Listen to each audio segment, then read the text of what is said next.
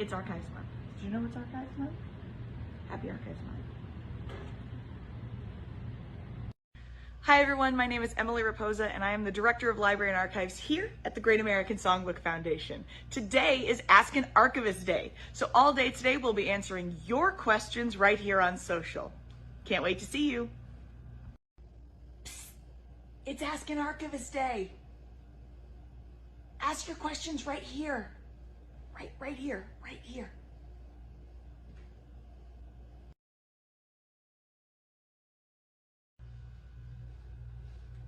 So I'm sure you're wondering, okay, it's Archives Month. Okay, you're an archivist. What does that mean? What do you do? Well, I get this question a lot. Archivists do a variety of different things. Basically, we are in charge of preserving, saving, organizing, and allowing access to items. So these items differ based on whatever collections you're looking at. Here at the Songbook Foundation, we have things like Academy Awards, original scripts, scrapbooks, and even photo albums.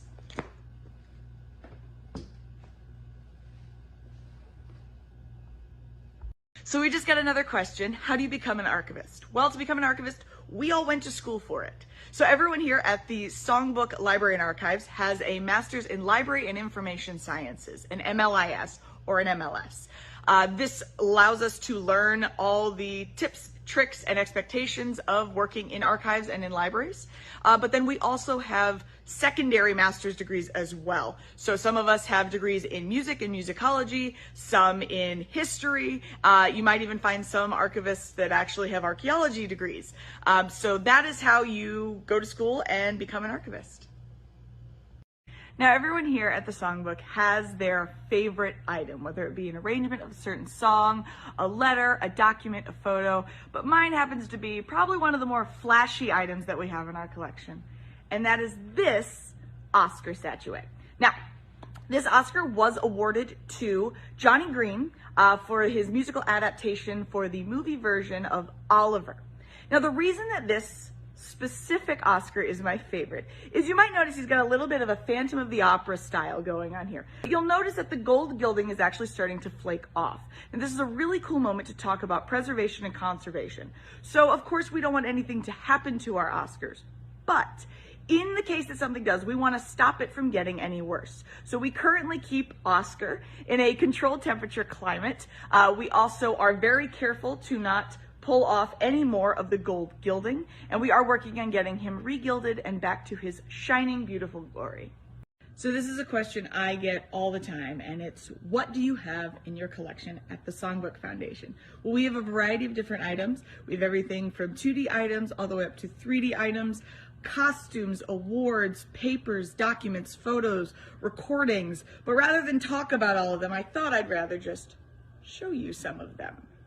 So our collection includes a variety of different items like original lyrics by Gus Kahn written on a cocktail napkin, Soviet era bone records. You can kind of see the skull there a little bit. We've got programs and photos, all sorts of different arrangements. These happen to be from the Andy Williams show. We've got photo albums, wedding certificates. We've also got scrapbooks, scripts, our Academy Awards. Hello, guys. Snow globes, traveling trunks, these are Sammy Davis Jr.'s, Bing Crosby's valet suitcase, and that's Harold Arlen's smoking jacket in there, and then these two costumes that happen to be worn by Ella Fitzgerald.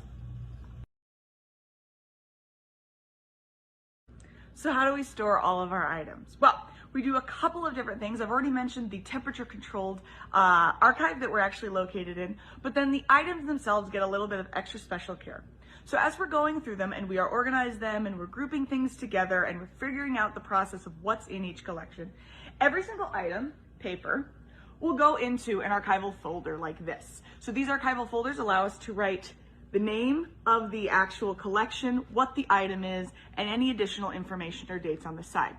These folders are special because they do not off any gas, so they are acid-free, which means everything in here is protected and the folder won't degrade any of the paper inside of it.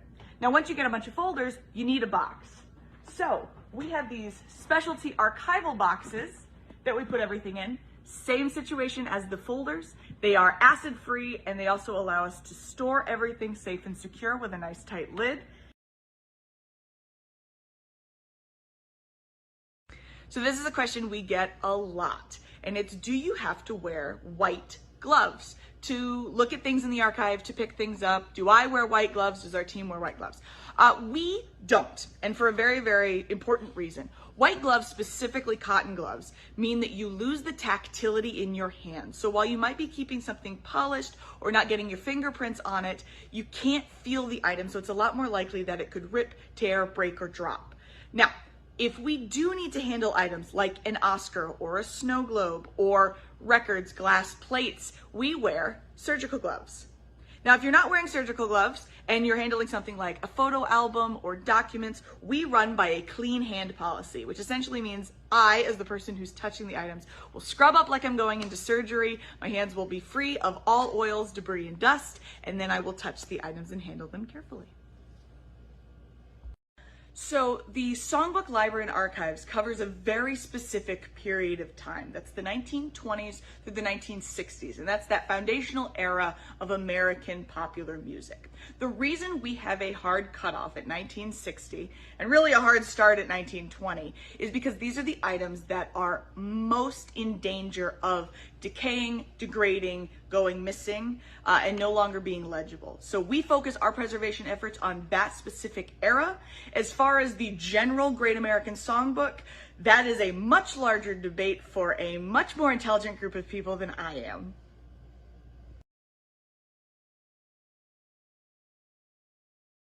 Thanks so much, everyone, for joining me today on Ask an Archivist Day. Thanks so much for all of your questions and comments. If you do have any more questions, you can email us anytime at archives@thesongbook.org.